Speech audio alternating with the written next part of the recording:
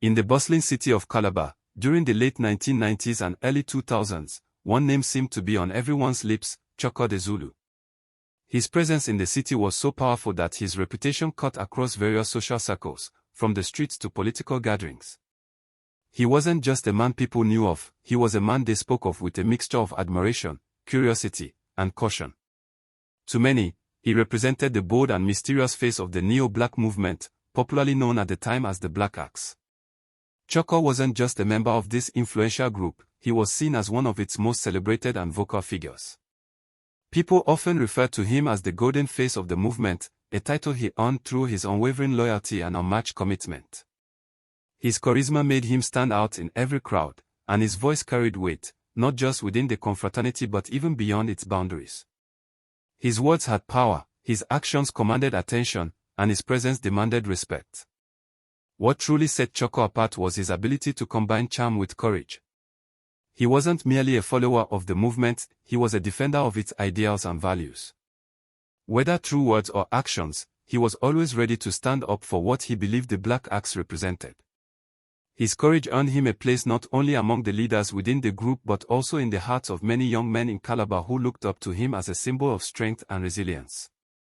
Beyond his activities in the movement, Choco also ventured into the world of politics. Though it remained unclear whether he officially held any public office, his political presence was strongly felt. He often used his resources and influence to support causes and individuals aligned with his vision. Many saw him as a bridge between the streets and the corridors of power. His ability to navigate both worlds with ease added to the aura surrounding his name. By the late 90s, it was nearly impossible to walk the streets of Calabar without hearing about Chaka. His name echoed through the neighborhoods, and tales of his boldness and leadership were shared like legends. If you lived in Calabar at the time and hadn't heard of him, chances were you had just moved to the city. Chaka's journey into the neo-black movement reportedly began in the early 1990s. Over the years, he was believed to have led several strategic moves designed to keep the group relevant and influential within the city. These operations, though often discussed in hushed tones, became part of the many stories that contributed to his growing legend. He was deeply committed to ensuring that the Black Axe maintained a stronghold in Calabar, and his efforts made him both a respected and sometimes feared figure. Today, many who lived through that era still remember the man called Cha-Kah the Zulu. To some, he was a hero. To others, a mystery.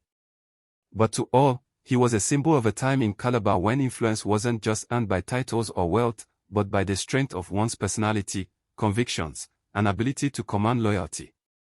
Cha-Kah the Zulu was never a lone wolf. Though he was a powerful figure in Calabar during the late 1990s and early 2000s, he always surrounded himself with a carefully selected group of loyal men, individuals who shared his ideas, earned his trust, and proved themselves over time. Among this inner circle was a man known simply as Black. Black wasn't just a friend to Chaka, he was a trusted brother in arms and a fellow member of the neo-black movement, also known at that time as the Black Axe Confraternity. Together, they formed part of a private squad, a close-knit group of confraternity members who moved and operated under Chaka's command. This was not just an ordinary collection of followers. These men were the elite circle, handpicked by Chaka himself. They were always by his side, whether at public events, strategic meetings, or on highly sensitive operations. Whenever there was a task that required precision, loyalty, and silence, this squad was the one he relied on. And Black, being one of the most trusted among them, played a key role in many of these missions. Whispers of Chaka's influence extended far beyond the confraternity world. Around election seasons, certain rumors began to swirl, stories that some powerful political figures were quietly working with him behind the scenes. While none of these claims were ever proven or confirmed by any official source, many people in Calabar believed that Chaka was occasionally sponsored or used by high-ranking politicians to carry out difficult and controversial assignments during political campaigns.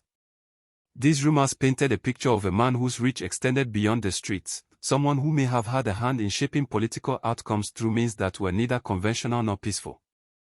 The stories became even more intense when people began to speak about his squad, how they were allegedly capable of carrying out operations quickly, discreetly, and without hesitation. There were unverified tales of this group being used to intimidate or remove opponents during tense election periods. Though no one ever came forward with solid evidence, the fear and respect surrounding Choco's name only grew stronger. Many believed there had to be some truth in the rumors, especially given how frequently he was seen in the company of known political figures. In the court of public opinion, the lines between rumor and reality often blurred. But regardless of what was true and what was myth, one thing remained clear: Chaka was a dominant presence in the confraternity world. His influence wasn't just about physical strength or the number of people who followed him. It was about the aura he carried, the way he spoke, and the authority he commanded. His confidence could be felt from a distance, and his leadership style left no room for doubt. This, however, also meant that he made enemies, especially from rival confraternity groups who saw him as a threat to their own power and ambitions. Over the years, several attempts were allegedly made on his life. These were said to be carefully planned attacks by members of rival groups who wanted to bring him down. But time after time, Choco managed to escape without harm. Some said it was due to sheer luck.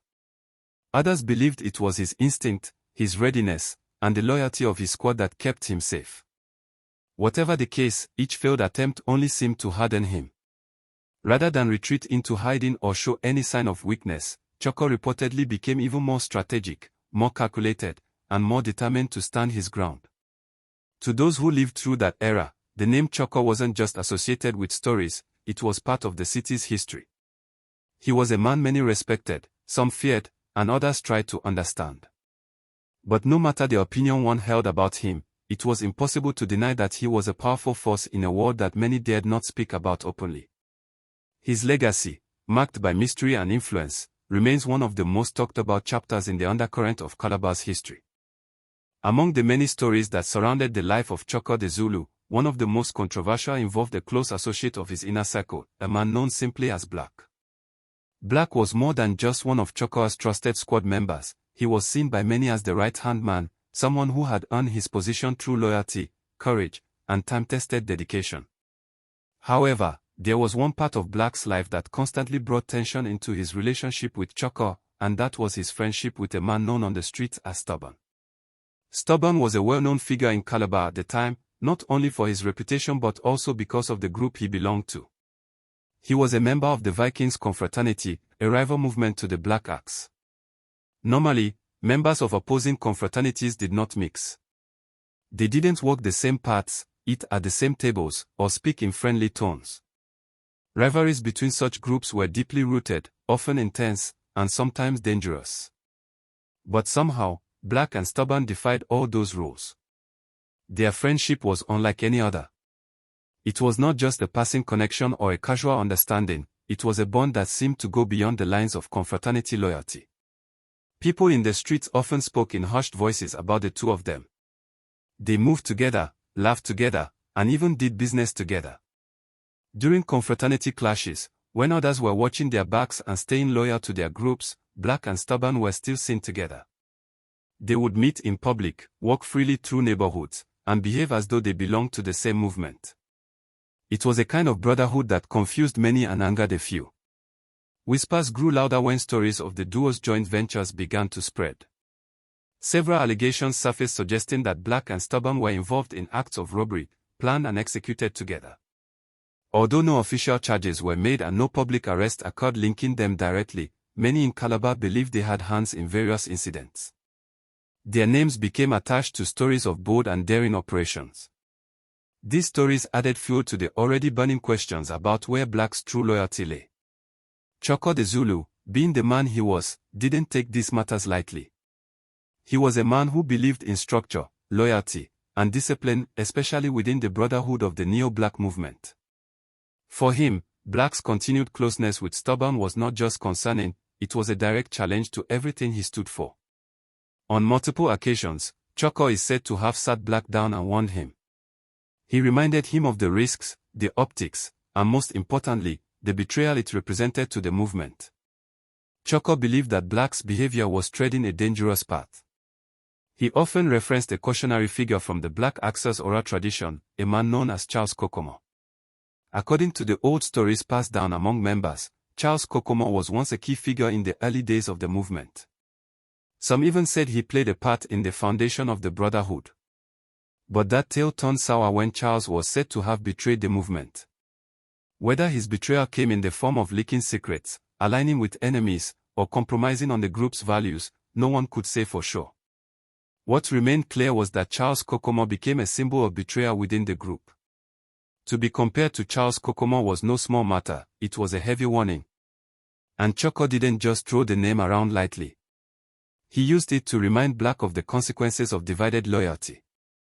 He urged him to go back and study the guiding principles of the neo-Black movement. To understand that loyalty was not optional, it was essential. He emphasized that those who danced with rivals too often eventually got burned. He warned Black that no man, no matter how close, would be spared if he was found on the wrong side of the Brotherhood's values. Despite these warnings, Black's relationship with Stubborn did not appear to change significantly. The two remained connected, and their bond seemed to grow stronger even in the face of increasing scrutiny. Some said it was foolishness. Others believed it was a strategic alliance that served both men in ways outsiders could never fully understand. As the years passed, their story remained one of the most talked about topics among those who lived through that era. It raised difficult questions about loyalty, brotherhood, and the gray areas that sometimes exist in a world where rules are written not just in ink, but in trust and secrecy. For Chaka, it was a personal test of leadership, trying to balance discipline with friendship, and loyalty with human relationships. Despite a distant history that suggested they might have once known each other, the relationship between Cha-Kah the Zulu and Stubborn was anything but friendly. In fact, their interactions were often marked by tension, rivalry, and growing resentment. The root of the problem wasn't just about personal dislike, it was deeper than that. It was about loyalty, betrayal, and what many in Calabar referred to as a dangerous friendship. At the center of this brewing conflict stood Black, the man who was both Choco's trusted squad member and Stubborn's closest companion. To Cha-Kah, this friendship between Black and a known member of a rival confraternity was unacceptable. He had spent years building his name, his influence, and a tightly bonded squad within the Black Axe movement. For him, loyalty wasn't a suggestion, it was a code, and any cracks in that foundation were seen as threats to the entire structure he had built. Cha-Kah issued several warnings to Black. He made it clear that if the friendship with Stubborn continued, there would be consequences. He threatened to cut all ties with Black and remove him from his inner circle, a move that would not only humiliate Black but also strip him of the power and protection that came with being part of Cha-Kah's elite squad. But despite the warnings, Black remained close to Stubborn. Their bond, it seemed, had been forged through shared experiences, and perhaps, mutual benefit. For whatever reason, Black couldn't, or wouldn't, let that friendship go. This deeply frustrated Cha-Kah. The tension didn't stay hidden for long. As time went on, confrontations between Cha-Kah and Stubborn became more frequent. What started as verbal disagreements began to escalate into open hostility. There were unconfirmed reports that Cha-Kah had used his influence and loyal squad members to intimidate Stubborn. Some even claimed that Stubborn had been physically assaulted on Cha-Kah's orders. To Stubborn, these actions were not only disrespectful but deeply personal. He felt betrayed, humiliated, and angry. He believed Cha-Kah had become arrogant and too full of himself, like someone who believed he was above reproach, untouchable by any consequences. To Stubborn and his circle, it was time to bring Cha-Kah back to reality. According to reports that later spread across the city, Stubborn began holding private meetings with some of his fellow Viking confraternity members. Together, they discussed the rising influence of Cha-Kah and what they saw as his overbearing control of the streets. They believed it was time to act, and that the only way to restore balance was to remove him from the picture completely. Their plan was bold and dangerous. They decided to lay an ambush for Cha-Kah, choosing a moment when he would least expect it. The chosen location was Ballitin Street, an area that, while not isolated, offered just enough space and cover to pull off the operation. The ambush was carried out swiftly. As the story goes, Stubborn and a group of his closest allies caught Cha-Kah off guard. First, they overpowered him physically. Then, in an act meant to mock and break his spirit, they jeered at him, reportedly telling him to call upon his confraternity's spiritual protection to save him. It was both a symbolic and literal takedown of the man who once walked the streets of Calabar like a legend. And then, just like that, Cha-Kah the Zulu was gone. News of Cha-Kah's death spread like wildfire through Calabar. The city was stunned. Many found it hard to believe that someone as feared, respected, and iconic as Choco could be taken down so publicly. His name had echoed across neighborhoods for years. To many, he seemed invincible. Now, that belief had been shattered. The immediate aftermath was chaos. The streets erupted in violence. The Black Axe Confraternity, enraged by the loss of their prominent figure, launched retaliatory strikes against Viking members. The Vikings, unwilling to back down, responded in kind. What followed was a wave of confraternity clashes that engulfed the city. Lives were lost on both sides. The air was heavy with fear.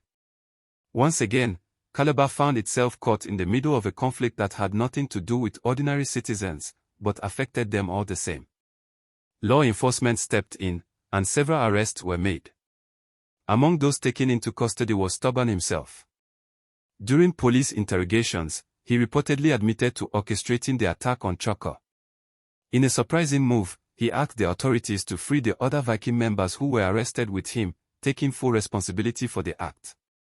His confession only fueled the tension further. As the violence escalated, there were attempts to negotiate peace. Community leaders, concerned citizens, and even some former confraternity members came together to broker a ceasefire. A peace meeting was organized, and both sides were asked to send representatives.